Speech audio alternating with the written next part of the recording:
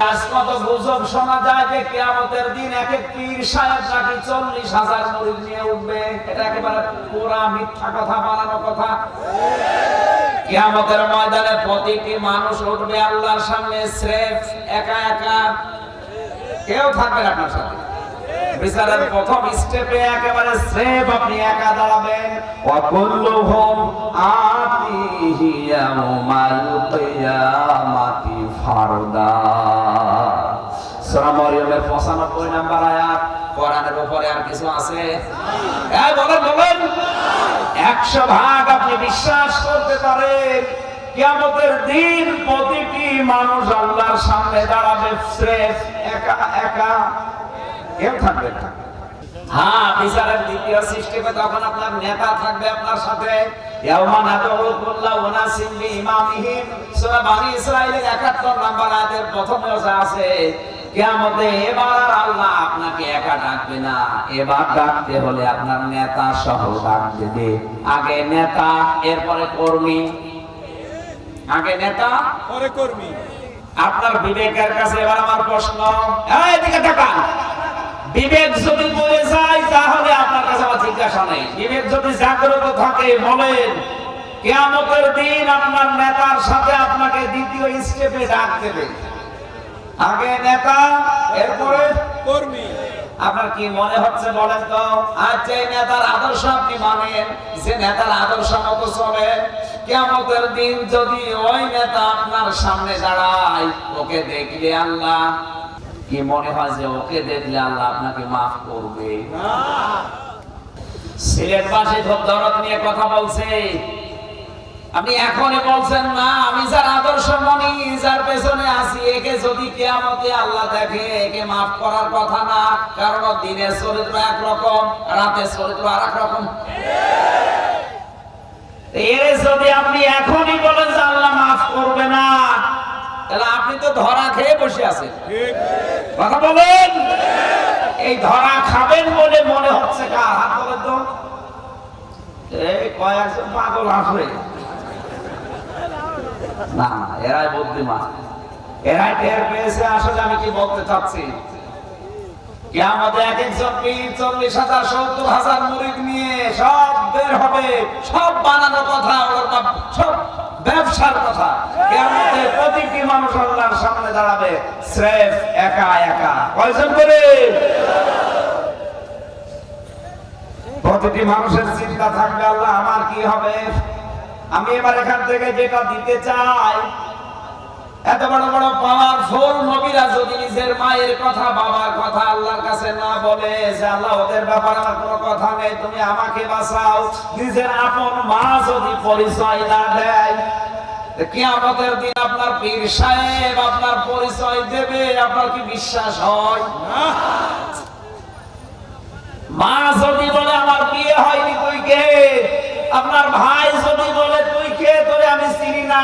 অনেক পীর বলবে আল্লাহ আমি পীর ছিলাম না। আল্লাহ যদি বলে আমি পীর ছিলাম, ধরা খাবো। আমি কি বেশি বলে ফেললাম? এটা হবে আগে থেকে কোরআন থেকে জেনেছি। সূরা মুমিনুন 101 নম্বর আয়াত। ইয়াউমাইদি ওয়ালা ইয়াতাসালুন, কারো সম্পর্কে প্রশ্ন মনে আসবে না যে ও কেমন আছে, এ বলবে না। এটার সত্যতা প্রমাণ করার জন্য আমি আরেকটা আয়াত বলছি, সূরা আবাসা। লিকুল্লি ইমরিইন মিনহুম ইয়াউমাইদিন শাআনুন ইউগনি, প্রতিটি মানুষ তার নিজেকে নিয়ে ব্যস্ত থাকবে, অন্যের কথা তার মাথায়ও আসবে না। জোরে বলেন সুবহানাল্লাহ। কেউ যখন কারো দিকে তাকায় না, পরিচয় দেওয়ার ভয় করে, তখন একটা মাত্র আওয়াজ হবে কিয়ামতের ওই ময়দানে, রব্বি হাবলি ইয়া উম্মতি। তিনি আর বলবে না আল্লাহ তুমি আমাকে বাঁচাও, তিনি বলবে আল্লাহ তুমি আমার উম্মতকে বাঁচাও। সবার দৃষ্টি ওই দিকে যাবে। কে গো? কেউ যখন পরিচয় দিচ্ছে না এই লোকটাকে, সবার দৃষ্টি ওই দিকে তাকিয়ে দেখবে উনি আর কেউ না, উনি আমাদের নবী মুহাম্মদ রাসূলুল্লাহ। সুতরাং রাসূলের উপরে দরুদ আর সালাম পাঠ করার মাধ্যমে আজকের নির্ধারিত দুইটা আয়াত পড়েছি, একটা আয়াত থেকে তাফসীর আমি আরম্ভ করছি। জবান খুলে কোরআনের সামনে আয়াত একটু পড়েন। আউযু বিল্লাহি মিনাশ শাইতানির রাজীম। বিসমিল্লাহির রহমানির রহিম।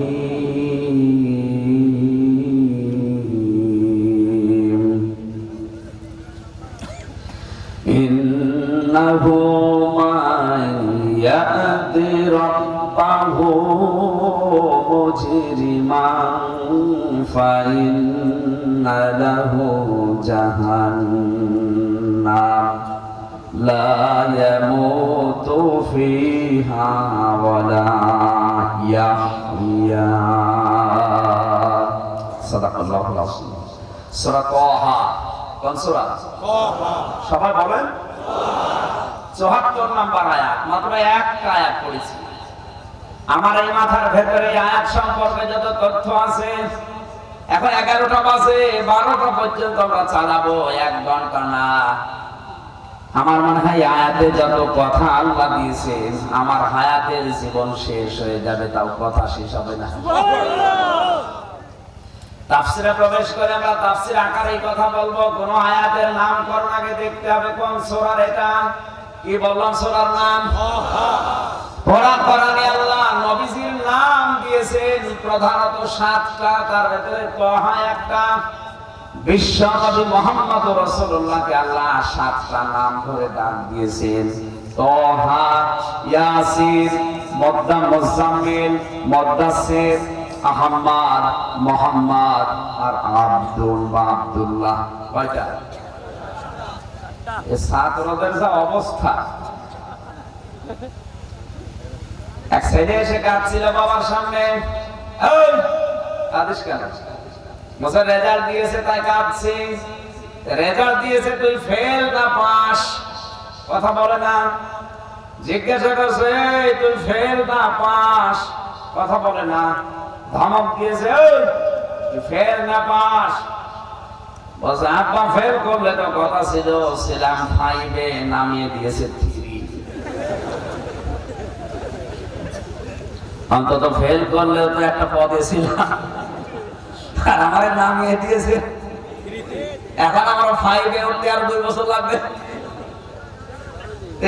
ছাত্র বসে আছে, আমার জবাব চাইলে যা বলছেন আপনাদের কিন্তু বাড়ি দেওয়ার আগে 3 নামিয়ে দেবো।